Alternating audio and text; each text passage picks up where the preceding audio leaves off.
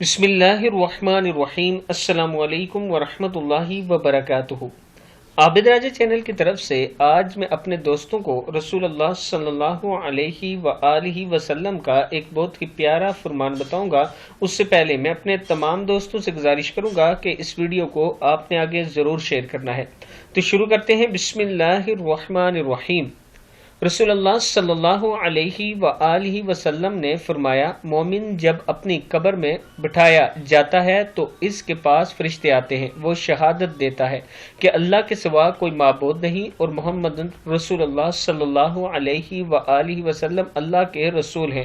تو یہ اللہ کے اس فرمان کی تعبیر ہے جو سورہ ابراہیم میں ہے کہ اللہ ایمان والوں کو دنیا کی زندگی اور آخرت میں ٹھیک بات یعنی توحید پر مضبوط رکھتا ہے۔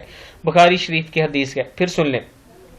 رسول اللہ صلی اللہ علیہ وآلہ وسلم نے فرمایا، مومن جب اپنی قبر میں بٹھایا جاتا ہے تو اس کے پاس فرشتے آتے ہیں۔ وہ شہادت دیتا ہے کہ اللہ کے سوا کوئی معبود نہیں اور محمد رسول اللہ صلی اللہ علیہ وآلہ وسلم اللہ کے رسول ہیں۔